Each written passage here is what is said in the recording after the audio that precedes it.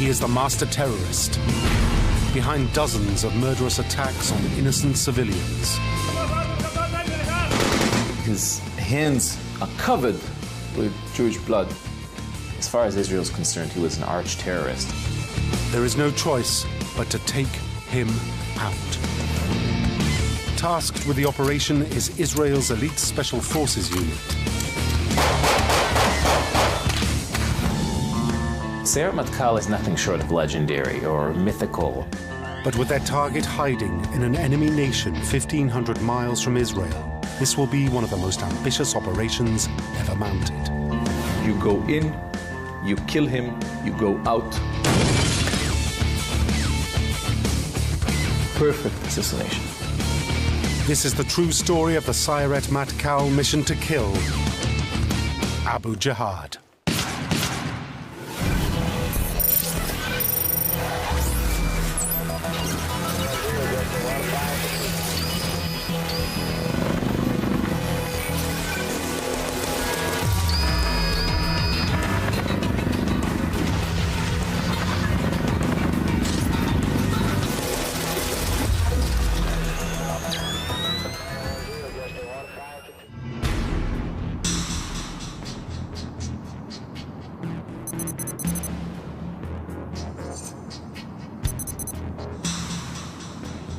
In the dead of night, 3 terrorists infiltrate the Israeli border.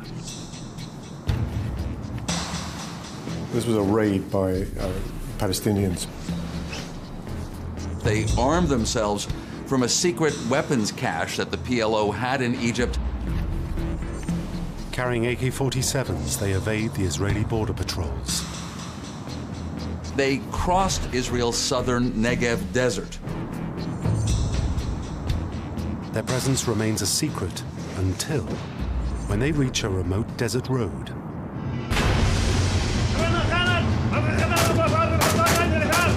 They hijack a passing car.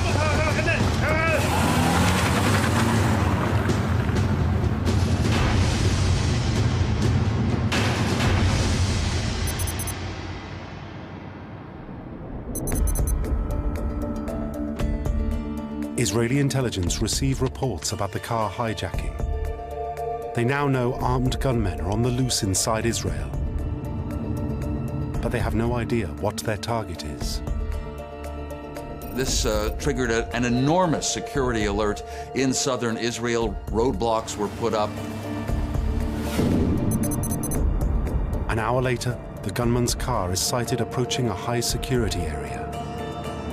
It was not far from Dimona, which is the site of Israel's nuclear reactor.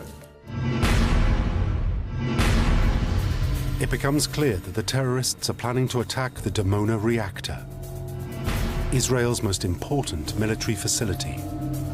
Yes, the one where Israel has nuclear weapons but has never admitted that they have nuclear weapons. With the top-secret facility at risk, army units race to intercept the terrorists before they can reach their target. Realizing that Israeli forces are closing down on them, the Palestinians suddenly change their plans.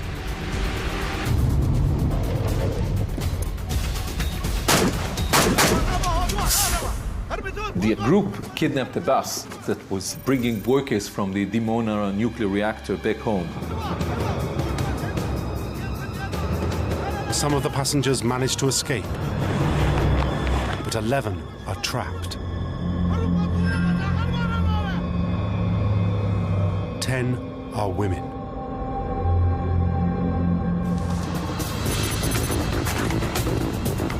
Israeli security forces surround the bus and try to negotiate with the terrorists. But the gunmen are not interested in negotiating. Then they turn their weapons on the hostages.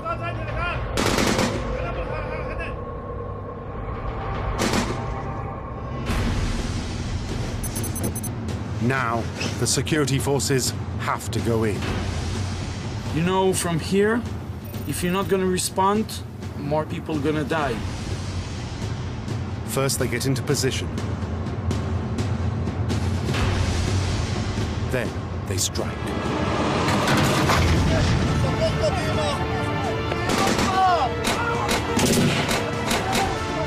In a matter of seconds, Israeli soldiers take over the bus, killing all 3 of the terrorists.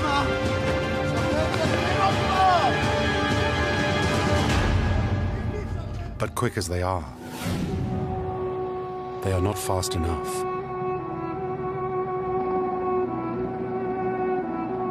3 of the workers at the Dimona plant were killed.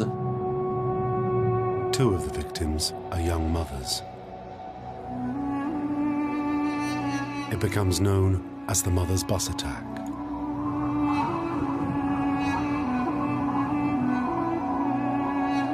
Even in a nation used to terrorism, this is still a shocking act. The Dimona bus attack was different from what was going on. This one was such a horrific attack that targeted not only innocent people, but mothers and women. That really was the most raw nerve in Israel. But even as the mourners gather, Israeli intelligence agencies have already identified the man behind the attack.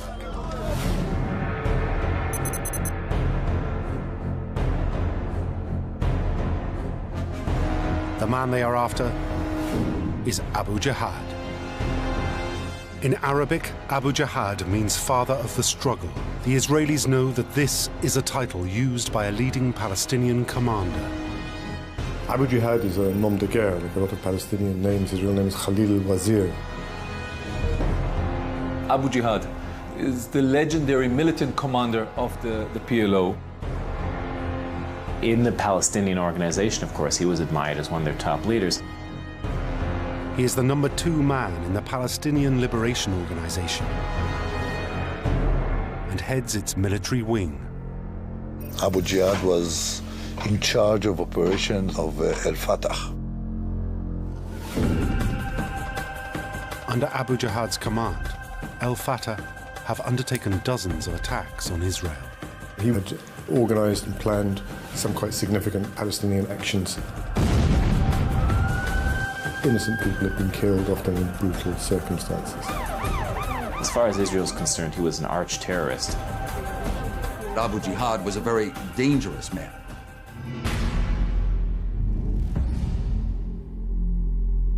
Abu Jihad is such a threat to Israel that for 20 years they have been trying to take him out. The hunt for Abu Jihad was conducted throughout the years. There were numerous attempts on his life. All of them failed.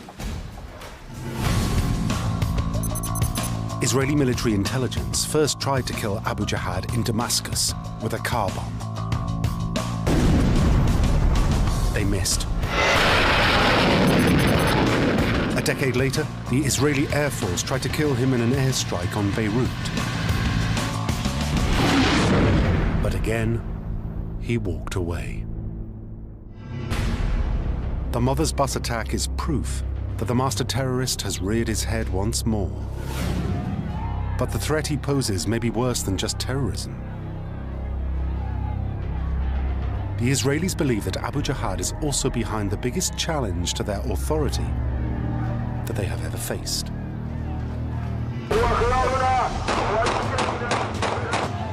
For 3 months, the Palestinian population of Israel has been in revolt. There was this uprising against their rule. There were large crowds of people, often young people, throwing stones at Israeli forces. It had elements of an armed uprising. Its military was in the West Bank dealing with a wide array of protests. It has become known as the Intifada, the uprising. And Israel believes that the hand that controls it is Abu Jihad's. He claimed responsibility for the outbreak of the Palestinian Intifada. He said, I was the one ordering the troops, ordering the demonstrators to go to the street.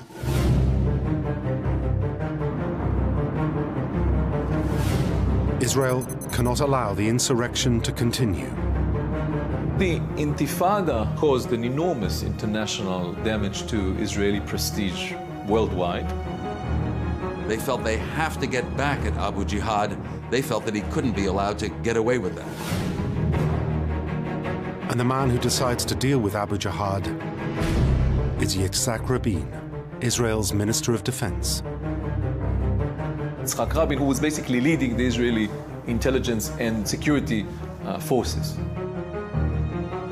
Rabin was quite a hardliner. He was a military man through and through. His whole concept of peace was based on the fact that Israel had to be strong and it had to defend itself. He also believed very strongly in targeting those terrorists that were attacking Israelis. Rabin decides that Israel must kill Abu Jihad.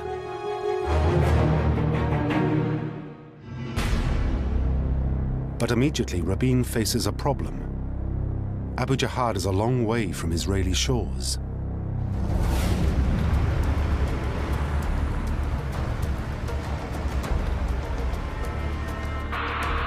Israeli intelligence have traced Abu Jihad to Tunis, North Africa, 1,500 miles from Israel. The city has become the new headquarters for the Palestinian Liberation Organization. That was the place where the PLO headquarters was, far away from Israel on the coast of Africa. Abu Jihad and other key Palestinian leaders have homes in a quiet suburb of the Tunisian capital. He lived with his family in a villa in a beachside neighborhood of Tunis. Being so far away from Israel, Abu Jihad felt quite confident and safe. He didn't think that Israeli intelligence would be able to get so far, so remotely from Israel. But he is wrong.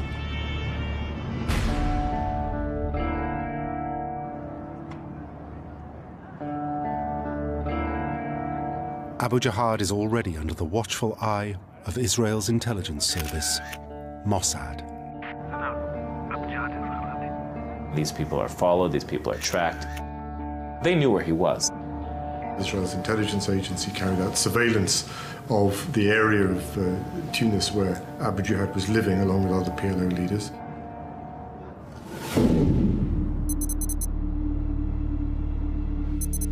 Four days after the mother's bus attack, Rabin orders Mossad to come up with a way to kill Abu Jihad.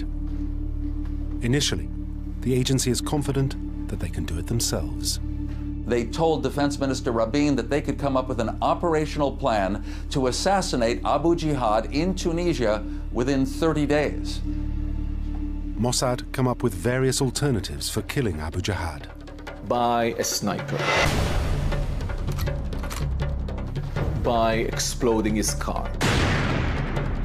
By planting a booby trap, explosive, where he was driving from his house to his office. By poisoning him. By firing rockets on his house. All sorts of possible operations.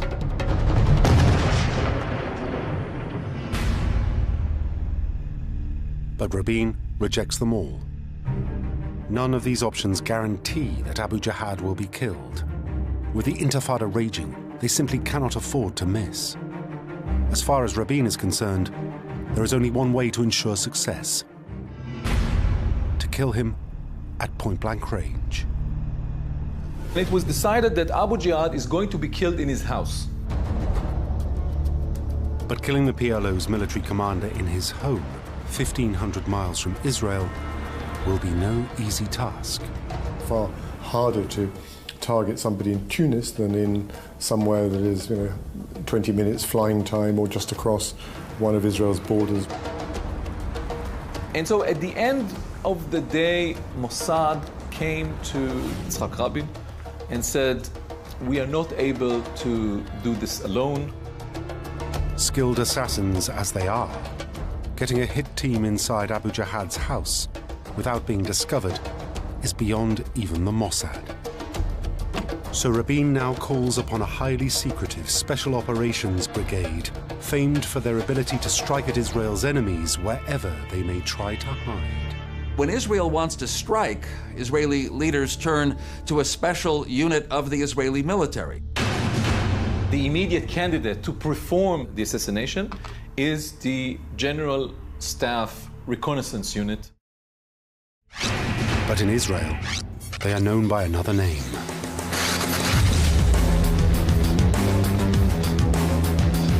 In English, they are known as the unit, but in Hebrew, they call them the Sayeret Matkal. Sayeret Matkal in Israel is nothing short of legendary or mythical. It's essentially the top unit in the army. It's the sort of byword for an elite unit.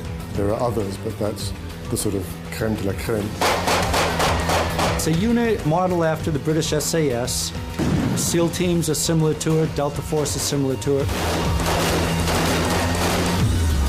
Like these other special forces units, the Sayeret Matkal are experts at killing people. They're thought of as assassination specialists. They're willing to sacrifice everything for their country. Commandos train intensively in survival skills, marksmanship, and hand-to-hand combat. Their job is to go on special operations that are considered beyond the scope of your regular troops. Only the very best of the Israeli military are recruited into the Sayeret Matkal. You're looking in an elite unit for a person that in no time can concentrate and do the things fast. You're looking for a person that will never give up on himself. These men have the reputation for accomplishing things, getting things done.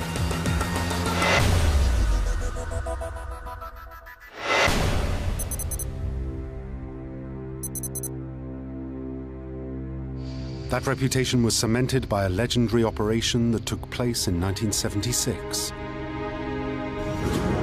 Terrorists hijack an Air France plane with more than 100 Israeli and Jewish civilians on board. The plane is diverted to the Ugandan capital, Entebbe. When Uganda's dictator, Idi Amin, decides to cooperate with the terrorists, Israel calls on the Sayeret Matkal. The unit Sayeret Matkal took something like a few weeks to train on the model of the aeroplane, to fly to Entebbe and to give the right solution for the incident. That solution is for the Sayeret Matkal commandos to disguise themselves as members of the Ugandan army. Once on the ground, the unit strikes.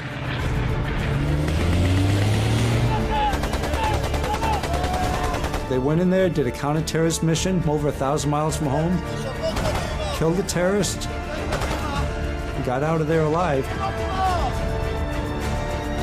102 hostages were rescued and returned to Israel, with only 3 civilian casualties.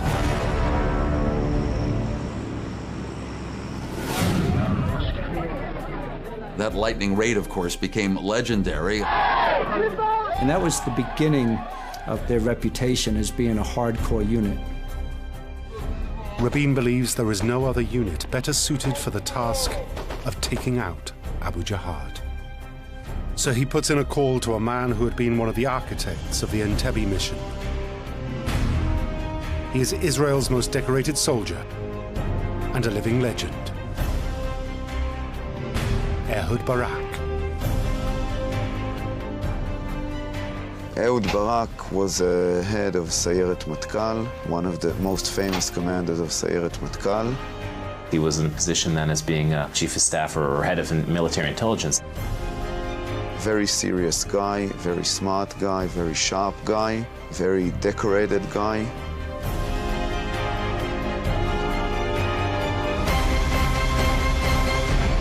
Rabin orders Barak to draw up a plan for the Sayeret Matkal to assassinate Abu Jihad.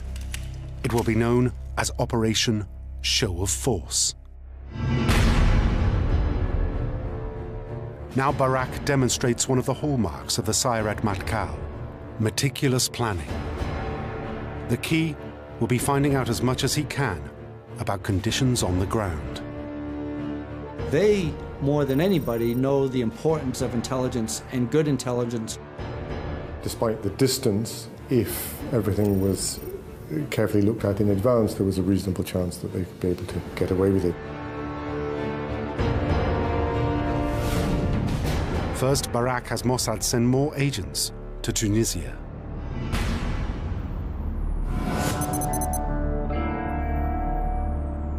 Previously, Mossad had been simply keeping tabs on Abu Jihad.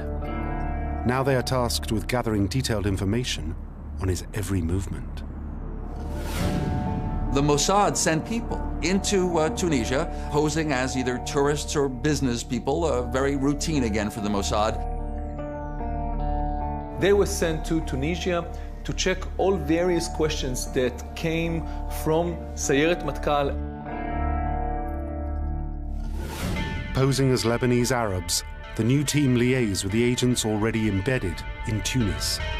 The agents monitor Abu Jihad's journeys around the city. The Israeli intelligence was updated of the tiniest details of Abu Jihad daily routine and daily schedule. The agents listen in on telephone calls to his home. The Mossad would use electronic means to intercept communications and listen in, so they were confident that they would know when Abu Jihad is at home. Watching and listening to his every move, the Mossad team soon learn the vital information that Barak needs to launch his operation. Who is in the house with Abu Jihad? How the house is built? Who is sleeping in each room? How many guns? How far is the police station? They know the height of the perimeter walls, the types of windows, doors, and locks, the distance between the rooms. They soon know every aspect of the villa's defenses. They know exactly where he is and on what floor of the building and when he goes to sleep and when he comes and when he goes and where his bodyguards are going to be, etc.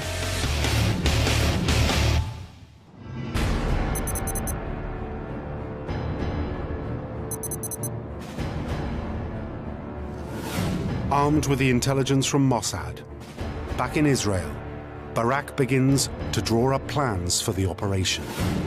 And so Sayeret Matkal was starting to plan how to take out Abu Jihad. The plan Barak develops is to send in a small team of commandos to assault the villa under cover of darkness. But it will only work if it is carefully choreographed. The preparation and planning is the most important thing in a mission for the Special Forces soldier or the Special Forces unit. They construct their plan using the detailed Mossad intelligence. And they built a small model, which is an exact copying of the house.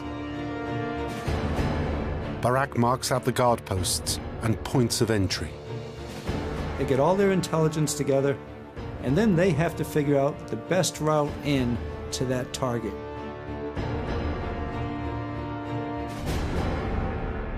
Different strategies for the assault are debated in order to minimize the risk of failure. The soldiers are smart and they have a lot of experience, and if they have a good idea, then the idea is taken and the plan is changed. Once this is agreed, the commandos mark out the exact footprint of the villa and practice the assault again and again. That was something that Israeli intelligence and the Sayeret Matkal commandos frequently did. They never wanted to leave anything to chance. Like every other secret or special operation, you should train. Train for the exact steps, for the exact performance of yourself and others and so on. But expect the unexpected.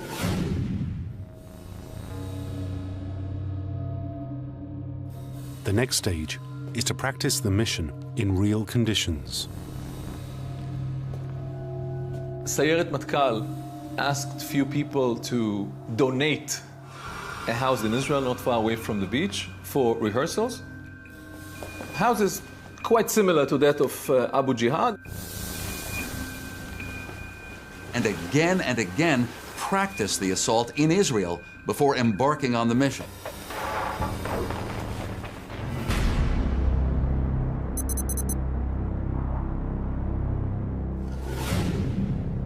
Whilst the commandos are practicing for the assault on the villa, Barak turns his attentions to one outstanding issue. That means getting the commando unit the 1,500 miles to Tunisia, safely and secretly.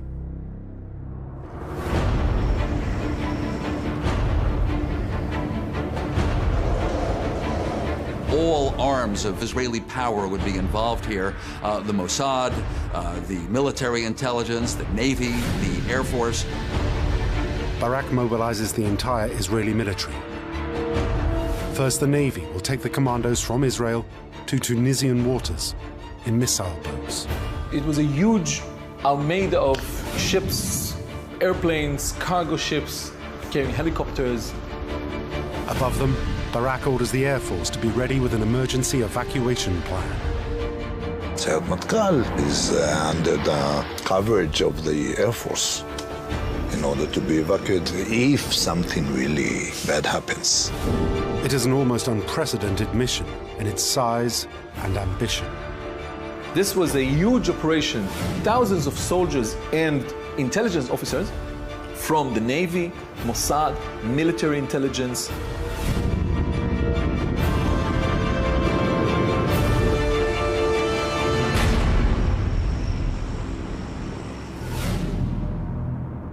Having arranged how to get the commandos to Tunisia, Barak now focuses on a very particular problem. The nearest landing beach is 2.5 miles from the villa. This presents him with two problems. The first is how to get Sayeret Matkal to the house. And the second was how to get them back safely and alive after the assassination. How can Barak get the team through the Tunisian streets without them being detected by either the Palestinians or the Tunisian police? Bear in mind, Tunisia is an Arab country and not a democratic state. It's a sort of a police state far away from Israel. They have to get there quickly without drawing attention. So they need an insertion plan. So Barak comes up with an ingenious method to get the commandos to and from the villa without being detected. First, they will arrange a distraction to clear the area of police. We're expecting local forces to intervene. So you give a notice to the police, the local police, that something happens far away on the other side of the city. So everyone is concentrated there. You have time to go. Next, the Mossad agents on the ground will rent cars and drive them to the beachfront. There, they will collect the commandos and ferry them to a location near to the villa. Those rented cars were placed on the beach in Tunis to make sure that no suspicions would be aroused. The Mossad agents will park the cars near Abu Jihad's home, but the commandos will have to walk the final few yards to the villa on foot. This is when they will be most exposed. To get them the last few hundred yards, Barak turns to his own experiences.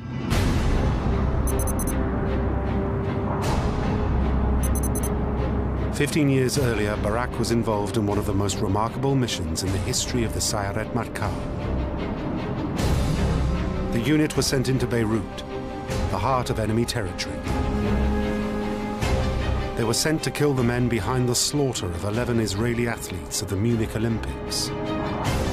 To infiltrate the city undetected, Barak and the others employed a very unusual disguise. Some of them are dressed as women in order not to distract attention that just a group of men is walking in the street. It's always easier to have men and women together. Their disguises allowed the unit to disperse through the city undetected and launch multiple synchronized attacks.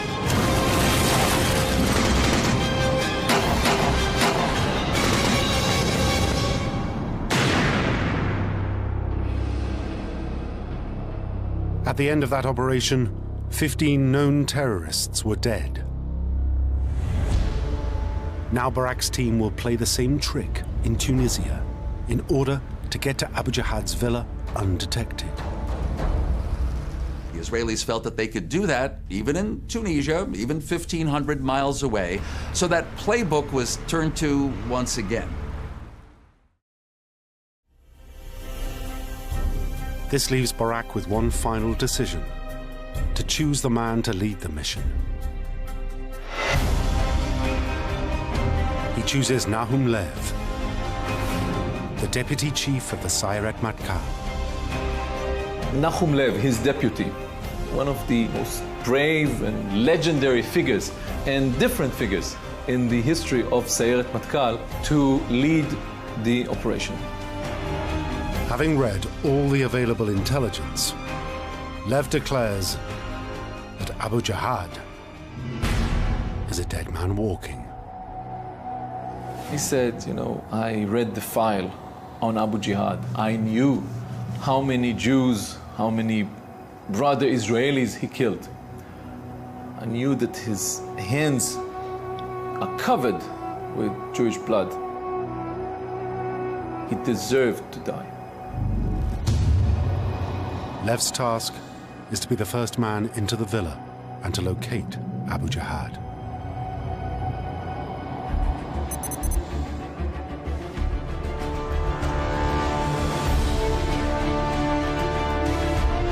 Lev and his men now embark on the 1,500-mile journey to Tunisian waters.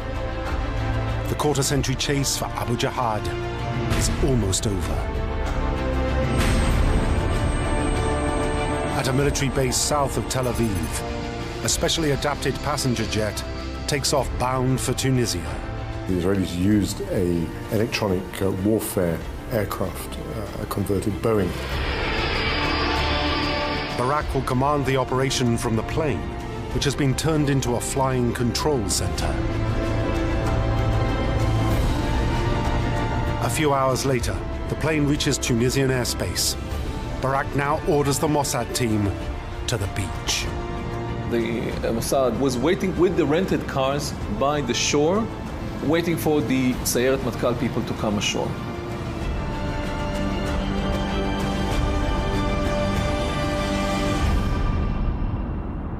With the Mossad agents in place, the order is given for the Sayeret Matkal to land. They are taken ashore by members of Flotilla 13, Israel's Navy SEALs.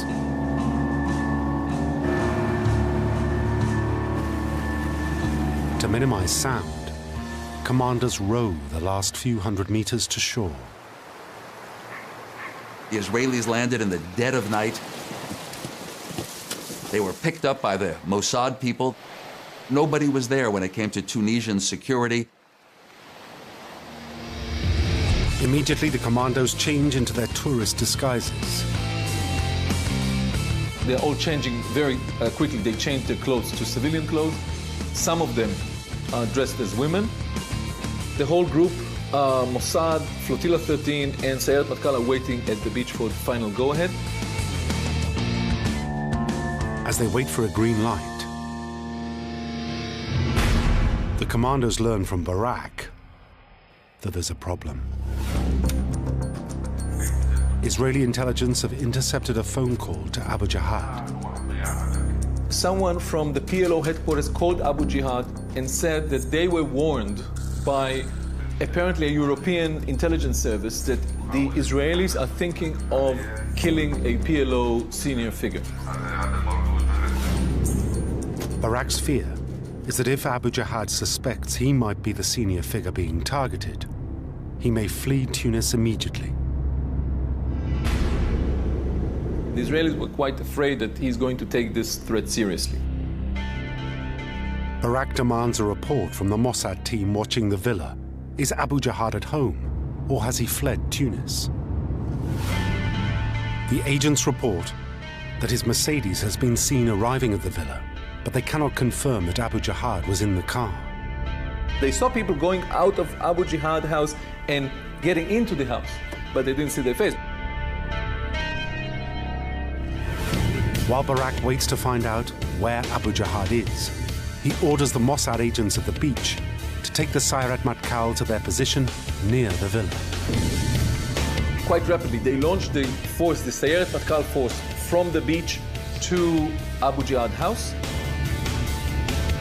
At about 1 o'clock in the morning, the three vehicles that contained the Israeli commandos went into this neighborhood called Sidi Busaid.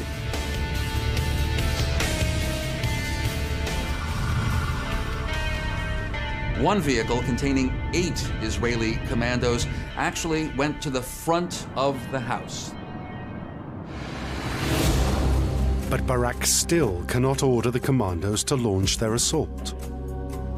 Even after forces left the beach and went on to the house, we still did not have the right assurance to go in.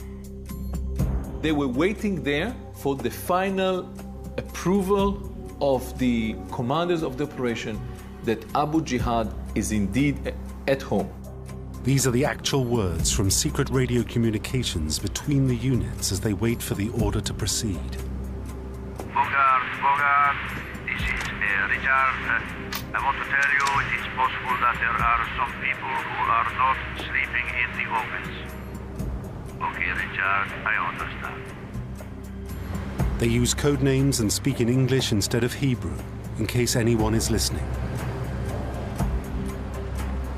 Israeli commandos were sitting with their Uzi submachine guns and pistols between their legs, just waiting for the signal to proceed. Without absolute certainty that the target is at home, Barak cannot give the order to strike. They assured the Minister of Defense that they will know for sure that Abu Jihad is in the house before launching the assault.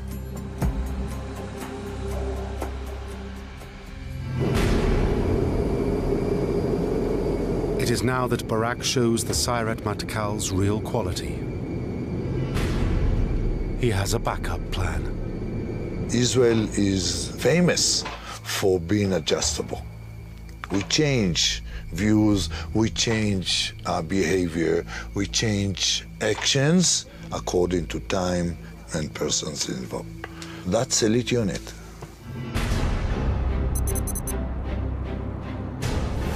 A few days previously, Barak had ordered an operation in the Palestinian territories. They raid a house in Gaza and arrest a distant relative of Abu Jihad, a lawyer. Now, in a secret underground basement in Tel Aviv, a call is made to Abu Jihad's villa using a specially diverted line.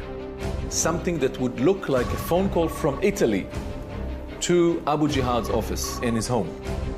Making the call is an Israeli agent who pretends to be a Palestinian, informing Abu Jihad of his relative's arrest. It was shouting and cursing, Abu Jihad, you must help. They have arrested Abu Rahma again. These son of a bitches, Zionists, they have arrested Abu Rahma and they are torturing him. Then they hear the voice on the other end of the line. The speaker says, who is this? Please calm down. We'll make sure everything is okay. We'll help Abu Rahma. Don't worry. The agent has to keep the person on the phone talking. Listening in are 3 Arabic experts who have been trained to recognize Abu Jihad's voice. Each one of them had to raise his right arm when he's 100% confident that this is Abu Jihad speaking from the other side of the line. As the 3 soldiers listen to the voice, first one and then another raise their right hands into the air.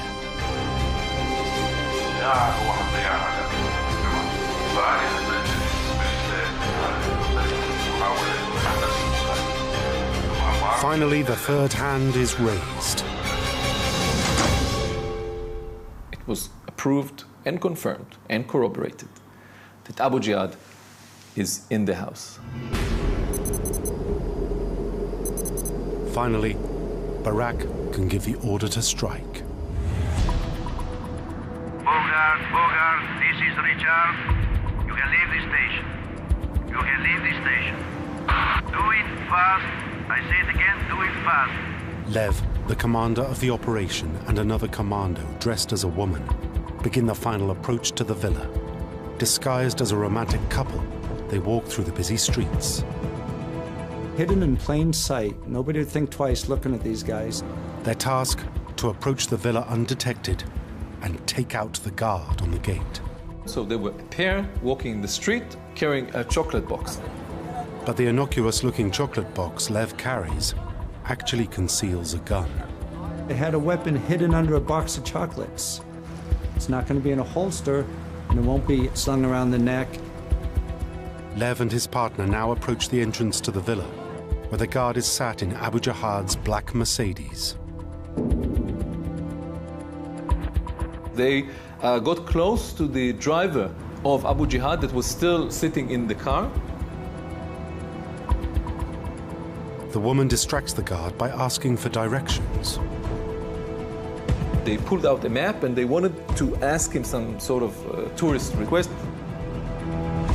As the guard looks over the map, Lev acts. Now the other commandos make their move. The 8 commandos swiftly assaulted the house. They went to the backyard and came to the door.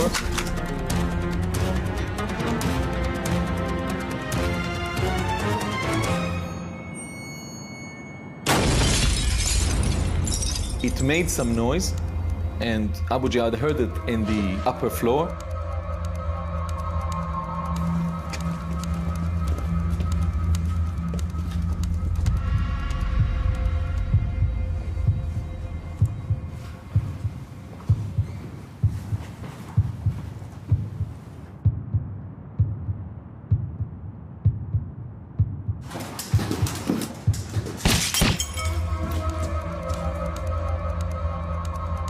Lev and his accomplice concentrate on the stairs that will lead to Abu Jihad.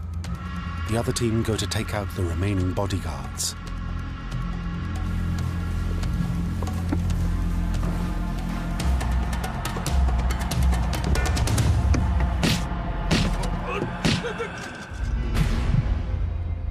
With the bodyguards dealt with, Lev and his partner close in on the main target. One of the assassins of Sayeret Matkal was going up the stairs, a young officer of Sayeret Matkal who was chosen by Nachum Lev to be the first one to come in. The commando hears someone at the top of the stairs.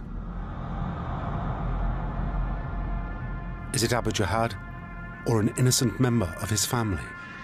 The commando knows that he will have to identify the target in an instant.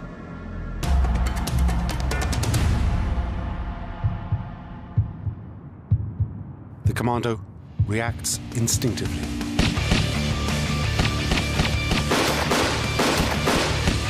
And then other people from the unit came and shot Abu Jihad as well.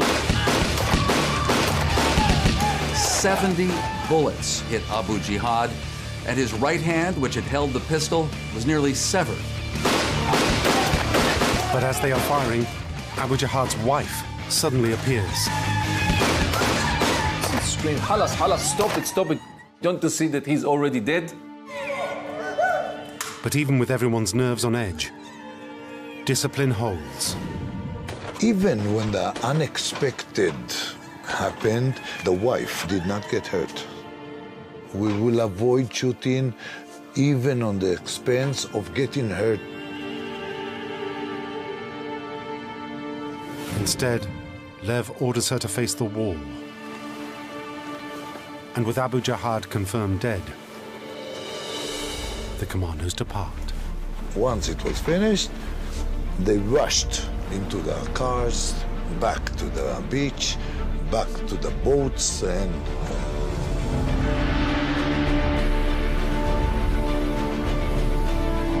the entire operation has been accomplished in a matter of minutes. At dawn, when Tunisian investigators and a PLO team went out to see what happened, all they found were the 3 rented vehicles and footprints on the sand. As the commandos journey back to Israel, they know that even by their own high standards, Operation Show of Force is an outstanding achievement. Abu Jihad, who as far as the Israelis were concerned was the main planner of the intifada they were out to stop, was dead.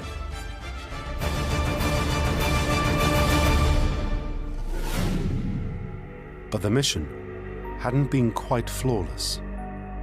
Despite all the intelligence gathered, there was something they had missed. At the time of the raid, Abu Jihad's gardener was sleeping in the basement of the villa. This innocent man had been killed alongside Abu Jihad's bodyguards.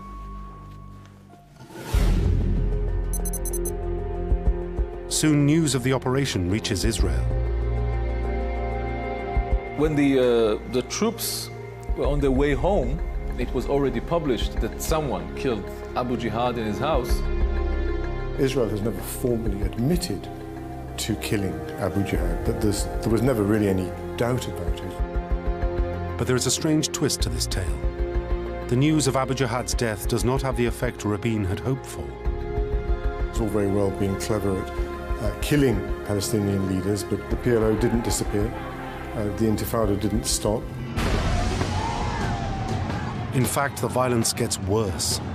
News of Abu Jihad's death triggers the bloodiest day of protests since the Intifada began. And in a bizarre development, the Israelis learn that despite his claims, Abu Jihad had never had anything to do with the Intifada. In fact, he was lying. He didn't know that the Intifada is going to break up, he or the PLO. And they sort of jumped on the wagon after it started, claimed responsibility for something that they had none involvement whatsoever.